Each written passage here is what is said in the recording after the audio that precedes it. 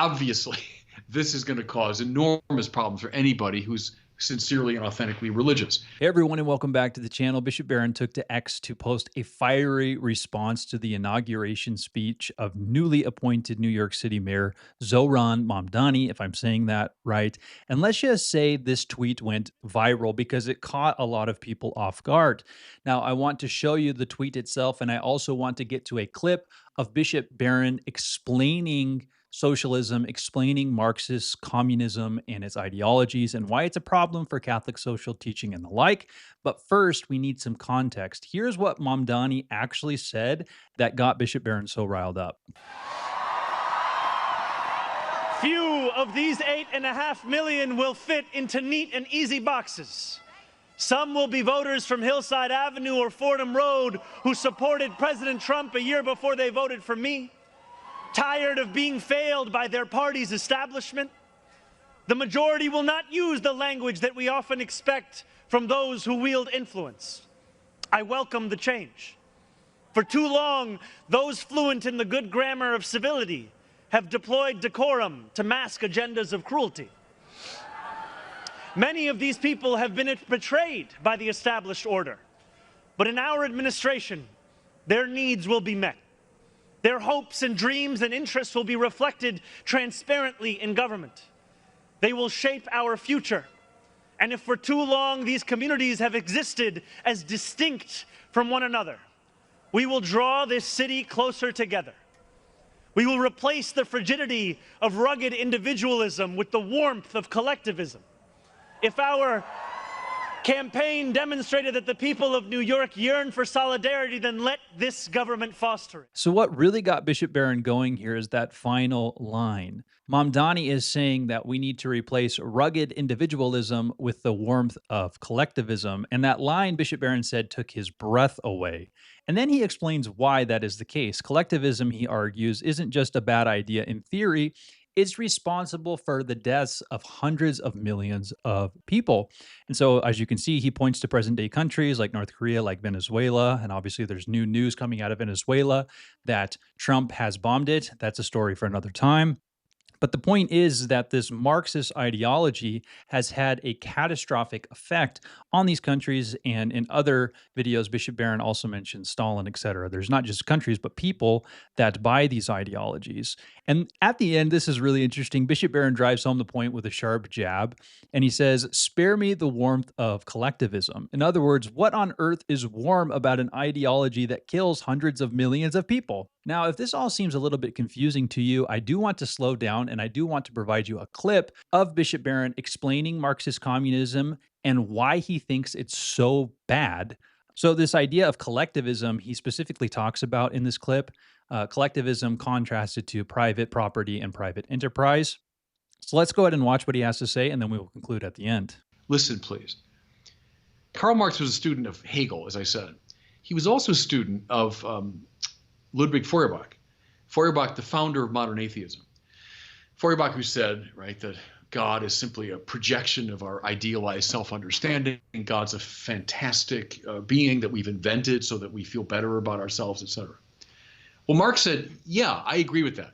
In fact, he said, we must all be baptized in the Feuerbach. Feuerbach in German means the brook of fire. So we must all be baptized in the fiery brook of Feuerbach's atheism. But Marx said, let's ask a further question. Why do we do what Feuerbach says we do? So granted, he's right. We invent this fantastic super being. Why do we do it?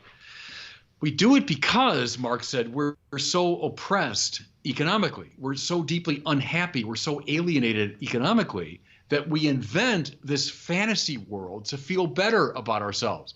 Hence, religion is the, as he said, the opium of the masses, right? It's a drug taken by the oppressed masses so that they can dull their sensitivity to the pain they're going through. Now, press that idea. Who loves religion, therefore? Well, the working class, because it makes them feel better, but also, Marx says, the oppressive class, because they're cynically using it for that purpose. They like religion because it keeps the workers calm, you know? So that's why religion now is functioning as a superstructural support for the substructural economic system. That's Marxist language. Now, will the Pope of the Catholic Church be at home with this little analysis? I would suggest no. Uh, I would say to those who claim, oh, you can be a Marxist without being an atheist, not according to Marx. Marx always says the first critique, before you get to my economic analysis, the first critique you must undertake is the critique of religion. Now, who's a consistent Marxist, therefore? Lenin, Stalin, Mao, Pol Pot, Fidel Castro, all those people who did indeed think the first critique is a critique of religion. Obviously, this is going to cause enormous problems for anybody who's sincerely and authentically religious. I would argue you can't really be a consistent Marxist and believe in God. Here's a second great thing that Leo points out. The calling into question of private property, which Marx clearly does, right? Private property is a type of theft. Private property is an appropriation of what doesn't belong to somebody. What we want eventually is the collective ownership of the means of production, eventually collective ownership of all the goods of the society, right? So overcoming private property is key to Marxist communism.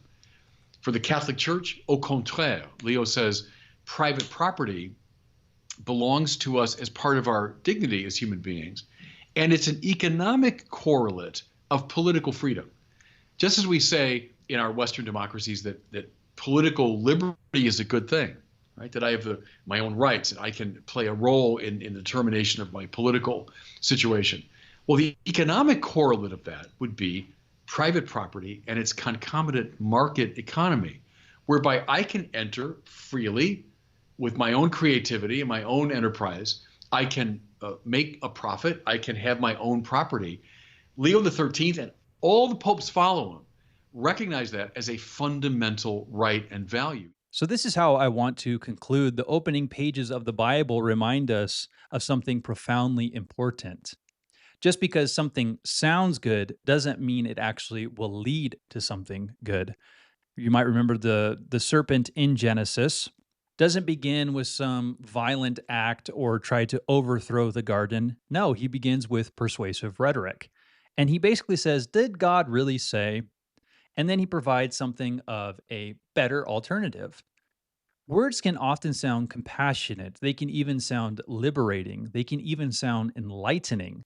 They can make it seem like things are actually going to come together and people are going to unite. Remember Genesis? Remember the story of Babel? But if you forsake God and what he has clearly commanded, that will never be the case. Now, to be clear, I'm not saying that Mamdani is the serpent in the garden, right? I'm not saying he's the actual Satan. That would be a stretch. But lies are lies and truth is truth.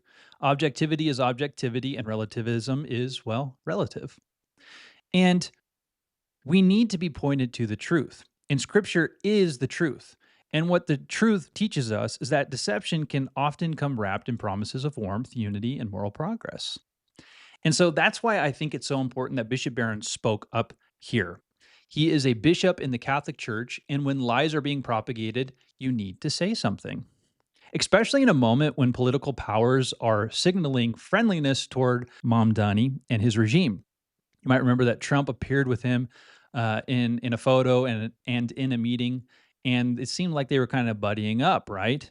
Even more so because Cardinal Dolan has just left New York City. He's stepping away, probably because of what's transpiring there. So the point is this: we needed a bishop to speak up and talk clearly and publicly about this issue. And that's precisely what Bishop Barron did.